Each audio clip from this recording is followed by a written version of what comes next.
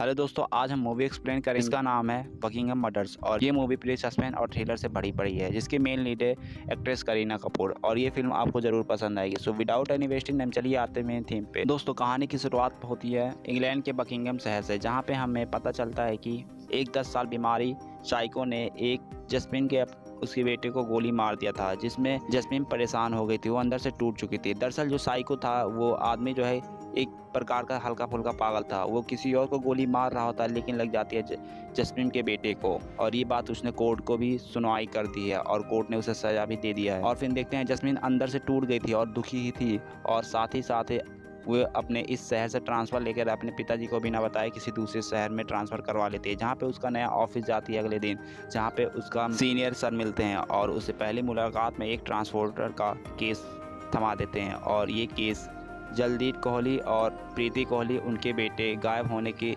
Spirit Kohli का case होता था। पहले इस केस में ना काम करने के लिए अपने बॉस से कहती है, लेकिन उसका बॉस उसे समझाता है, तब फिर उसे समझ में आ जाता है। लेकिन हमें पता चलता है कि हार्दिक नाम का शख्स जो ऑलरेडी इस केस में काम कर रहा होता है, तो ये दोनों मिलकर अब इस केस को संभालेंगे। जहाँ पे हम देखते हैं कि अगले दिन ये दोनों को आपस में, यानी कि जसमीत और हार्दिक जो आपस में गपशप करते हैं ताकि मेल मिलाव ज़्यादा हो जाए और केस में आगे से अच्छी तरीके से बात कर सके। और फिर देखते हैं कि ये लोग दिलीप कोहली और प्रीति कोहली के घर पे जाते हैं और कुछ पूछताछ करते हैं। और फिर हमें पता चलता है कि उनके घर में 2 लोग और होते हैं। एक पगड़ी वाले का नाम होता है जो कि स्प्रिट का मामा होता है, और एक शख्स और होता है जिसे दिलीप कोहली जो है अपने भाई की तरह उसे मानता है। और फिर पूछताछ में स्प्रिट के मम्मी पापा कबूल करते हैं कि हर बार की तरह, हर रोज़ की तरह 2 बजे जो है स्प्रिट कोहली जो है स्कूल से आ जाता था, लेकिन वो उस दिन घर शाम को नहीं आया और शाम को 5 बज गए थे। हम स्कूल पे इधर उधर ढूंढे और इधर उधर रिपोर्ट भी लगाई, लेकिन अभी तक पुलिस वाले भी उनका बच्चे का ढूंढ कर नहीं ला पाए। और फिर पूछताछ में ये भी पता चलता है कि दिलजीत कोहली और प्रीति कोहली को बच्चा नहीं हो सकता था, इसलिए उन्हें स्प्रिट कोहली को इंडिया से अडॉप्ट करके लाए थे और बड़े प्यार से यहाँ इंग्लैंड में रह रहे थे। लेकिन अब उनके साथ ये दुर्घटना हो चुकी है। तभी पूछताछ इधर होती है, जांच पड़ताल में जसमीत और हार्दिक लग जाते हैं और वो सीसीटीवी कैमरे में देखते हैं कि जहां हर रोज़ बस स्प्रिट कोहली को छोड़ती है, वहां पे हम देखते हैं कि वहां पे उसके आगे पार्क है। और फिर हम देखते हैं कि उस पार्क में जाके पुलिस दल जो है जांच पड़ताल करती है। लेकिन हम देखते हैं हार्दिक को जो वहां पे कुछ दिखता है, लेकिन उसे क्या दिखता है उसे खुद ही नहीं पता चलता है। और फिर वो जो है हार्दिक जो है अपनी पूरी टीमों को कहता है और जसमीत को भी कहता है कि हम लोग काफ़ी थक चुके हैं, अब कल अगले की जाँच करते हैं। और वो ऑलरेडी जसमीत को बता चुका था कि अगर मुझे कुछ भी क्ल्यू मिलता है तो सबसे पहले मैं तुम्हें ही बताऊंगा। और फिर हमें इधर और भी पता लगता है कि जसमीत और हार्दिक को ये भी पता लगता है कि दिलीप कोहली का एक बिजनेस पहले पार्टनर था जिसका नाम है सलमान, और ये सलमान का घर जो है दिलीप कोहली के जस्ट घर के कुछ दूरी पे ही पड़ता है। और फिर हम देखते हैं कि अब पार्क में दूसरे दिन पुलिस दल फिर से जांच पड़ताल करती है, लेकिन वहाँ पे एक उन्हें लावारिस कार मिलती है, शीशे बंद थे। और फिर वहाँ पे पता चलता है कि स्प्रिट कोहली की वहाँ लाश मिली है। और ये सब सुनकर तो सभी लोग हैरान हो गए थे, और ये सब जानकर दिलीप कोहली और प्रीति कोहली रो कर बुरा हाल हो गया था, क्योंकि उन्हें अभी तक यही लग रहा था कि उनका बेटा मिसिंग है, लेकिन अब उनके बेटे का तो मर्डर हो चुका है। और पोस्टमार्टम रिपोर्ट भी आती है और उन्हें बताया जाता है कि स्प्रिट कोहली को जानबूझकर मारा गया, उसे पानी में उसका गला दबाया गया है, उसे पानी में डुबा कर मारा गया और गला घोट कर भी मारा गया है। और फिर पुलिस दल तो इधर अब देखती है कि सीसीटीवी कैमरे में कि ये कार आखिर लाया कौन है। तभी पता चलता है ये कार कोई और नहीं, ये कार उसका है सलमान का, जो कि प्रीति कोहली का पहले से बिजनेस पार्टनर था, लेकिन लड़ाई होने के कारण अब वो दोनों पार्टनर तो नहीं रहे। लेकिन पुलिस सलीम के घर पे जाती है, लेकिन हमें पता चलता है कि जो कार में लाश थी वो सलमान नहीं चलाता है, बल्कि जो है उसका बेटा साकिब चलाता है। और फिर हम देखते हैं जैसे ही सलमान के घर पे आते हैं, उनका बेटा साकिब उन्हें देखकर भागने लग जाता है, लेकिन वो भागने की कोशिश बहुत दूर तक करता है, लेकिन पुलिस दल जो है पकड़ ले गई उसे, मतलब कि लास्ट में पुलिस जो है उसे पकड़ लेती है और उसे पुलिस स्टेशन में लाके पूछताछ की जाती है। और फिर हम देखते हैं कि उसके जवाब से वो पुलिस वाले से बहुत गंदे तरीके से बातचीत कर रहा होता है। जसमीत जो है उससे पूछती है कि वो पार्क में क्या कर रहा होता है उस वक्त। तभी वो बदतमीज़ी से जवाब देता है, कहता है कि क्या पार्क में जाना भी कोई गुनाह है क्या।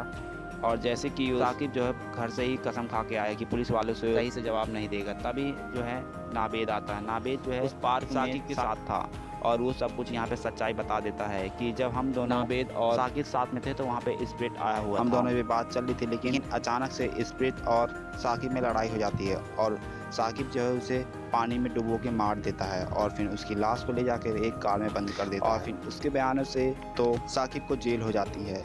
और लेकिन हम इधर देखते हैं कि जैस्मिन को अभी भी इन सब में केस में कुछ डाउट है, उसे कुछ भी क्लियर नहीं लग रहा था इस केस में और फिर वो और भी इसके आगे जांच करना चाहते थे, मतलब इन्वेस्टिगेट करना चाहते थे, लेकिन उसके बॉस जो है उसे कहते हैं कि नहीं रहने दो, अब सब कुछ क्लीन हो चुका है। शाकिब इस केस का मेन क्रिमिनल है और जाके हार्डी ने अपने पूरे मीडिया से बता दिया था कि हमने इस केस को बहुत अच्छी तरीके से इन्वेस्टिगेट कर लिया और हमने इस केस को क्लोज भी कर रहे हैं। और फिर इधर हम देखते हैं कहीं ना कहीं डाउट में फंसी थी स्पिट, वो और तो इन्वेस्टिगेट करना चाह रही थी लेकिन वो मजबूर थी। फिर हम देखते हैं हार्डी जो अपने घर पे जाता है जहाँ पे हम देखते हैं उसकी बहन काफ़ी बीमार थी, लेकिन हम इधर देखते हैं जो जैस्मिन जो है बिना किसी को बताए वो केस इन्वेस्टिगेट कर रही थी। अब अपने सीनियर हार्डी को बिना बताए, अपने बॉस को बिना वो केस चुपचाप इन्वेस्टिगेट कर रही थी और फिर उसे क्लू मिलता है, वो सीधा जाती है स्पिट के मामा के पास। तो वो उससे पूछती है क्या तुम ड्रग्स बेचते हो? पहले तो वो मना करता है लेकिन कई बार पूछने के बाद वो हामी भर देता है और वो जैस्मिन तो उसे ये भी पूछती है कि मुझे पता है कि तुम ही जो है ड्रग्स बेचने के लिए तुम स्पिट को दिए थे कुछ पैकेट। तभी कहता हाँ मैंने दिया था लेकिन इन सब में मेरा हाथ नहीं है। फिर हम देखते हैं दलजीत कोहली के भाई को मुँह बोले, जो कि एक दिन प्रीति जो है घर पे थी अकेली, तब उससे उल्टा सीधा टच करने की कोशिश कर रहा होता है दिलजीत का छोटा भाई और प्रीति तंग आकर उसे दूर जाने को कहती है। और फिर हमें पता चलता है कि दलजीत कोहली का जो भाई था मुँह बोला, वो कहीं ना कहीं प्रीति को पसंद करता है। और फिर हम देखते हैं कि इन्वेस्टिगेट करने के बाद जैस्मिन जो है अपने बॉस से मिलती है और उन्हें कई सारे सबूत देती है। कहती है कि नावेद ने बताया था कि स्पिट को उसने डुबोकर मारा था और फिर ले जाकर बॉडी कार के फ्रंट वाली सीट पे रख दिया था, लेकिन हमने देखा था फ्रंट वाली सीट पे एकदम सूखा था, वहाँ कोई भी गीला सीट नहीं था। और फिर उसे और सारे क्लू देती है, लेकिन उसके बॉस जो है इस बात पे कहीं ना कहीं एग्री हो जाते हैं कि हाँ इस केस में कुछ ज़रूर कुछ डाउट है। तभी वो जैस्मिन जो है अपने बॉस से कहकर कहती है कि मुझे शाकिब से मिलना है। तभी उसके बॉस उससे 10 मिनट के लिए रात को मिलने के लिए एग्री कर देते हैं और फिर वो जाती है शाकिब से मिलती है और पूछती है कि देखो शाकिब, मैं तुम्हारी मदद करना चाहती हूँ और उस दिन रात को क्या क्या हुआ सब कुछ मेरे सामने कबूल करो, मैं तुम्हारी 100% मदद करूँगी। और ये बोलकर जो है शाकिब उसके सामने पूरा बयान रखता है। कहता है कि जब मैं और नावेद जो है उस दिन लेक पर नशे कर रहे होते हैं तभी वहाँ स्पिट आता है और कहती है जब अचानक से आया तो उसके हाथ में कुछ ड्रग्स के पैकेट थे और हम लोगों को बेच रहा था, लेकिन हम दोनों के पास $300 काफ़ी कम थे, इसलिए हम दोनों में लड़ाई हो जाती है और स्पिट को मैं पानी में धक्का दे देता हूँ। लेकिन वो धक्का देने के बाद वो दोबारा निकल चुका था, वो वहाँ से जा रहा था, मतलब वो मरा नहीं था। लेकिन हम देखते हैं कि उसे जब मार के हम भगा देते तो हम ऑलरेडी पार्क में जाकर उस पैकेट से नशा करने के बाद हम कपड़े निकाल कर नहा रहे थे और फिर हमें कुछ देर के बाद देखते हैं उस पानी में स्पिट की बॉडी नज़र आ रही होती है। लेकिन हम दोनों को लगा कि स्पिट जो है बच सकता था, इसलिए हम लोग जो है हम स्पिट की बॉडी को दोबारा शरीर को तो निकाले लेकिन उसे हॉस्पिटल नहीं ले जा सके और हम देखते हैं कि डर के मारे वहाँ से स्पिट और नावेद भाग गए थे। तभी वो बताता है कि हम लोग उसे मारे तो नहीं थे लेकिन वो कोई तीसरा आके उसे मार के चला गया और ये सब बातें मैं पुलिस को नहीं बताना चाहता था, नहीं तो घर वाले तो मुझे मार ही देते। और मैं नावेद को अपना अच्छा खासा दोस्त मानता हूँ, मैं उसे कभी मुसीबत में नहीं डाल सकता था, इसलिए सारा इल्ज़ाम मैंने अपने ऊपर ले लिया। लेकिन मैं सच कह रहा हूँ कि मैंने स्पिट को नहीं मारा है। फिर जैस्मिन जो है वहाँ से चली जाती है और फिर वो सीधा जाती है नावेद के घर पे और उससे नॉर्मली कुछ पूछताछ करती है।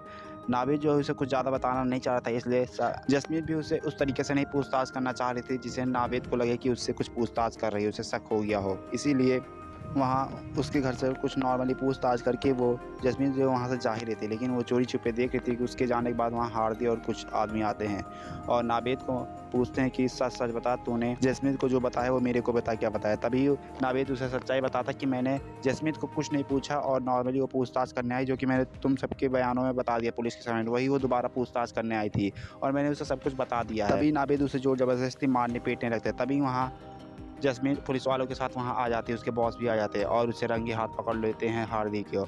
और हार्डी को इससे पहले पुलिस वाले कुछ पूछताछ करते, इससे पहले उसने खुद को गोली मार ली थी। और जैस्मिन को ये भी शक था कि आखिर हार्दिक क्या छुपाना चाह रहा था, आखिर क्यों उसने अपने आप को गोली मारी। इसीलिए वो उसे एक आइडिया आता है और उससे पूछताछ करती है, जिससे हार्दिक के साथ जो आदमी पुलिस वाला काम करता था उससे पूछताछ करती है, क्योंकि हार्दिक जो उसे भाई की तरह मानता है। और वो आदमी बताता है कि उस रात जब पार्क में हम पुलिस वाले इन्वेस्टिगेट कर रहे थे तो उस टाइम हार्दिक सर को कुछ अजीब सा दिखा। वो इसीलिए वो अजीब सा दिखने के बाद सभी को, पुलिस वालों को अपने अपने घर जाने के लिए कह दिया था। लेकिन हार्डी सर वहीं पे थे और वो सलीम की कार देखी और वहाँ उन्हें बाद में स्पित की बॉडी भी दिख जाती है और वो स्पित की बॉडी जो है वो सलमान के कार में डाल देते हैं। जसमीत को इस बात का पूरा अंदाजा लग गया था कि इन सब में कहीं ना कहीं हार्डी का हाथ है और उसकी बॉडी को कार में डालने वाला कोई और नहीं बल्कि हार्डी ही है। दोस्तों ये वीडियो काफ़ी लंबी हो रही थी दोस्तों, और इसका आगे की कहानी नेक्स्ट वीडियो में आएगी गाइस। तब तक गाइस अगर इस वीडियो को आपको ज़रा सा भी पसंद आया तो एक लाइक और सब्सक्राइब कीजिएगा guys. Thank you guys, bye bye, see you again.